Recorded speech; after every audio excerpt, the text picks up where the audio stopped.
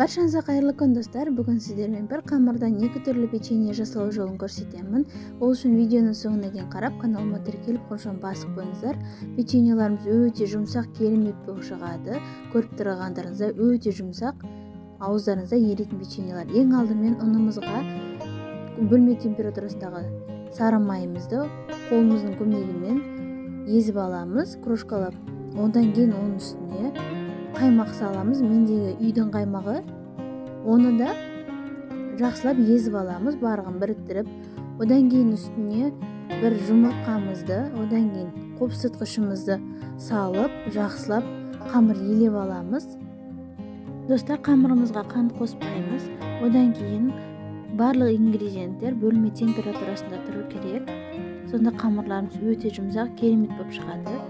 Міне қамырымыз дайын болды. Енді оны салафанға салып, біраз уақытқа тындырып аламыз, начинкамызды дайындағанша.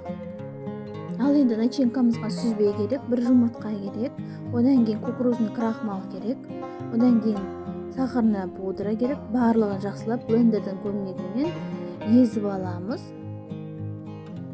Міне біздің начинкамыз дайын болды. Енді оны ыңғайлау үшін осындай кондитерлік мешокқа салып аламыз. Қазір печеньеміздің ортасына салуға ыңғайлы болу үшін. Енді тынған қамырымызды аламыз да ортасынан бір бөліп аламыз. Енді осы қамырымыздың ортасынан тағы бір бөліп аламыз. Жақсылап домалақтап аламыз да өте жұп-жұқа қылып қамырымызды жайып аламыз. Бұл қамырдан біз қазір рогалики жасаймыз. Теп-тегіс дөңгелек қылып жайып шығамыз. Арасына ұнды сеуіп отырамыз, өйткені қамырымыз жұмсақ болғандықтан. Енді көріп тұрғандарыңыздай осылайынан қамырымызды кесіп аламыз. Ортасынан начинкамызды салып шығамыз.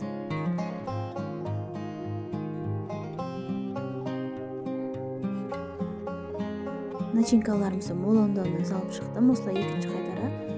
Одан кейін рогалики ретінде орайтын боламыз барлығын.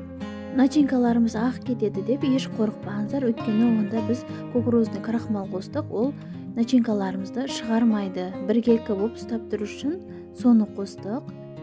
Міне осылай екі жақ шетін жаппай орап шығамыз. Достар, мен YouTube арнама тіркелуді ұмытпаңыздар. Алдағы уақытта бұдан да керемет рецепттермен бөлісіп тұрамын. Жандағы қоңырау белгісінде басып қойыңыздар. Алдағы уақытта рецепттерімді жіберіп алмау үшін. Енді екінші қамырымыздың жартысында осылай жұқа қылып жайып алдым. Осындай дөңгелек формамен немесе стаканмен кессеңіздер де болады. Біркелкі дөңгелек қылып осылай. Енді ортасына аздап қана начинкаларымызды салып шығамыз, ортасына барлығына. Одан кейін оны қазір біріктіретін боламыз.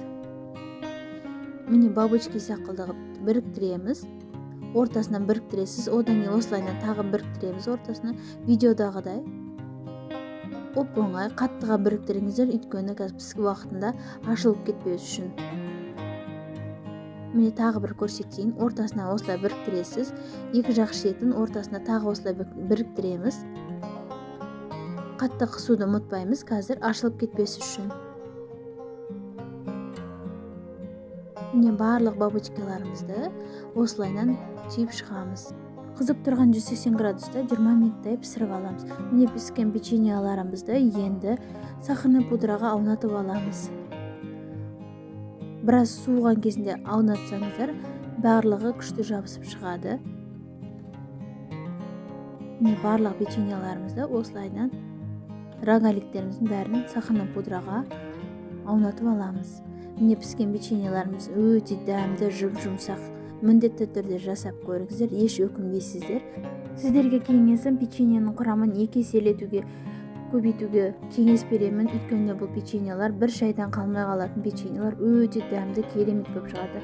Достар, мен YouTube арнама тіркелуді ұмытпаңыздар. Алдағы уақытта бұдан да күшті рецепттермен бөлісіп отыратын боламын.